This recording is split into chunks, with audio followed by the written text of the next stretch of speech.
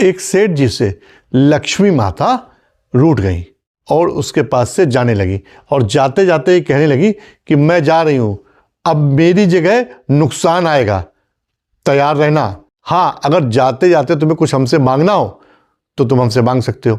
सेठ जी ने बड़ी विनम्रता से हाथ जोड़ के कहा, माता लक्ष्मी, बस आप इतनी कृपा करिए कि मेरे घर में सुख और शांति बनी रहे। और उसके बाद माता जी ने तथास्तु कहा और वहाँ से चली गई।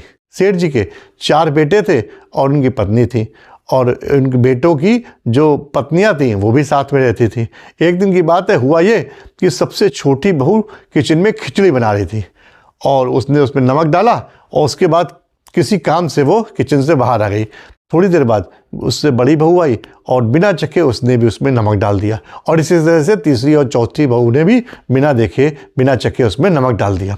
अब खाना परोसा गया। सबसे पहले सेठ जी खाना खाने लगे। सेठ जी ने जैसे ही पहला चम्मच मुंह में डाला उन्हें बहुत ज़्यादा नमक लगा।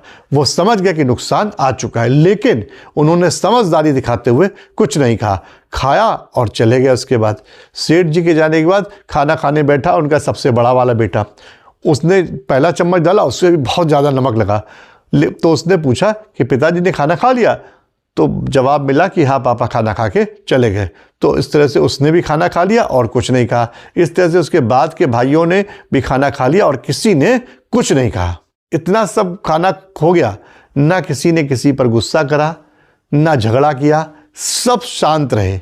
उसके बाद रात में जब सेठ जी सो रहे थे तो उनके सपने में नुकसान आया, और नुकसान बोला कि अरे सेठ जी, मैं अब यहाँ से जा रहा हूँ। सेठ जी बोले, क्यों, क्या हुआ?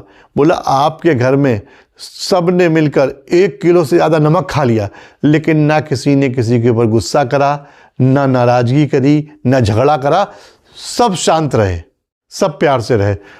अब जिस परिवार में इतनी सुख शांति, इतनी ज़्यादा अंडरस्टैंडिंग हो, वहाँ मैं कैसे रह सकता हूँ? और इसलिए मैं जा रहा हूँ।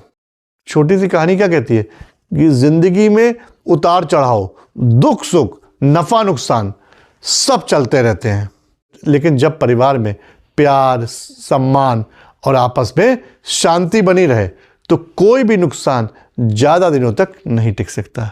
जहाँ छोटों में आदर और बड़ों में बड़प्पन हो, वहाँ से हर नुकसान खुद ब खुद चला जाता है, वहाँ हर संकट छोटा पड़ जाता है।